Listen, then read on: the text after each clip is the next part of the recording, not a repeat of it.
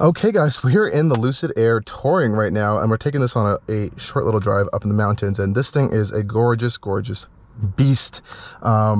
Let's take a quick tour on the outside if you haven't watched my full review video, and then we'll take it on a quick drive. So this one again is the touring model. It sits below the Grand Touring, has 620 horsepower still, dual motor all-wheel drive. It comes in around like $134,000. And there will be a cheaper one coming on the Lucid Airs, so don't worry about that, guys. But this thing is a beast. Soft closed doors too. I wouldn't say it's the best spec Lucid Air. We do have a full blacked one out here, but unfortunately it's being charged right now. This one gets over 430 miles of range too. It's pretty impressive. Really love the design of Lucid Air. It's super sleek, high tech. We have the aero wheels here on this one, pop out door handles and everything. We also have a pretty big rear trunk. But this video is about driving, so let's go take this thing on a drive. Also, absolutely massive rear seats too. Let's hop inside. Key fob's a little funky looking, but you can get used to it. Love the soft closed door feature. And it just starts right up the second you go inside, and there's no real like kind of startup procedure to kind of do this. So it's in that way it operates more like a Tesla and a Volvo, where you just hop inside if you have your key entry device in, and you just go to town on your Air. And to put it into drive, you have your gear selector right here. Simple, easy, and intuitive. And let's go for a drive in the Lucid Air. Now, no adaptive suspension, no air suspension or anything. You do have different drive modes. We have smooth, swift, and sprint. We're going to try out sprint for a launch control in a hot second, and that one is crazy actually. And from what I've heard is that even at lower battery percentages and charges, it still gives you mostly full power most of the time, which is pretty nice. Bit of some traffic up here, so we're going to let that pass. Cool.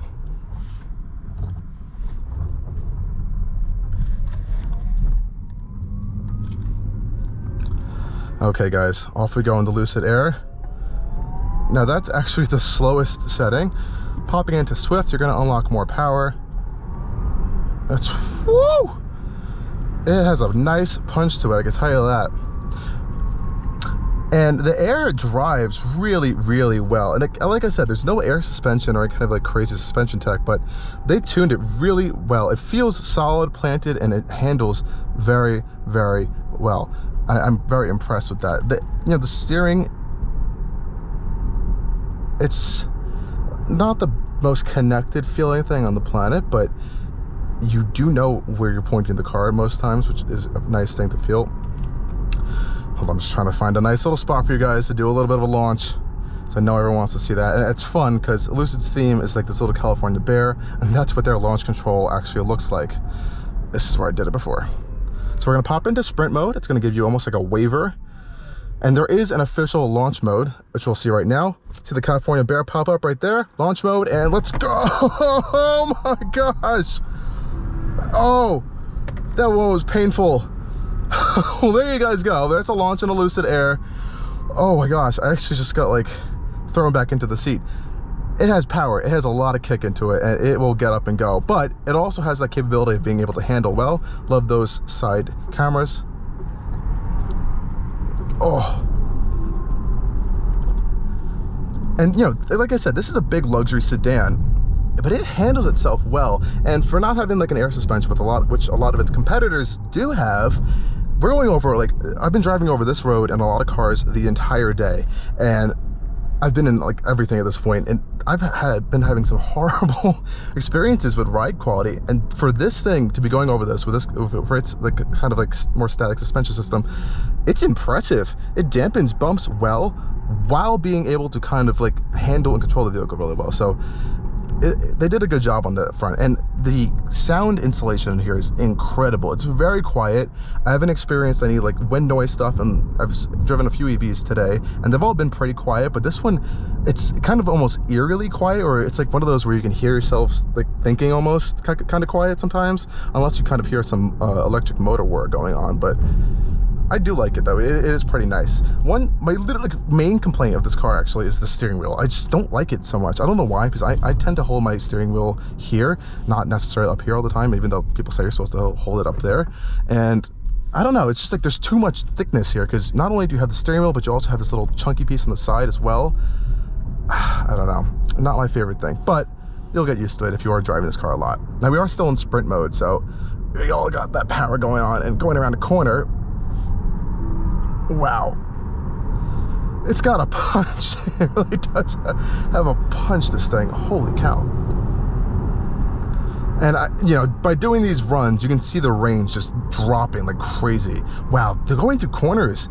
Okay, so some more thoughts on the driving experience, guys. I'm learning as we're going, but it really does handle itself well.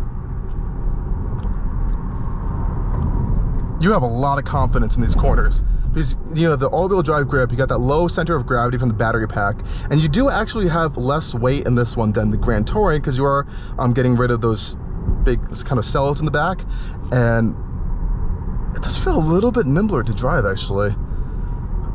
Because I did drive a Grand Touring last year. Unfortunately, I wasn't able to film it, but wow. As you can tell, guys, I'm having a fun time here. Well, this does drive well. It handles itself well. I have to say, it handles itself way better than the BMW XM I was just driving today. This is really good.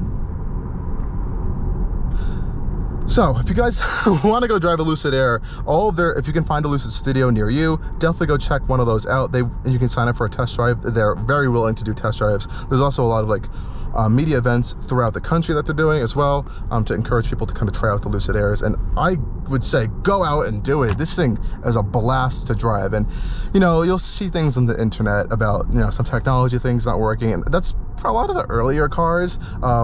They've kind of worked out a lot of the kinks with software updates, over-the-air software updates, and these systems have actually gotten quicker with over-the-air software updates, not even like hardware changes, so that's pretty impressive. And now we have Apple CarPlay functionality as well, so you can throw that on there. I think over time that's going to expand more throughout the interior, especially with Apple's new kind of CarPlay setup that they're introducing.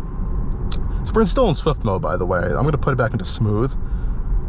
And it does relax a little bit. You get way more regen in smooth mode as well, as you can feel that there. Now that beeping you're hearing, I believe you can turn that off. That's just a speed indicator. So if you're going over the speed limit, it'll beep like, hey, that's the speed limit, guys. But, you know, put the automatic headlights back on for you there too.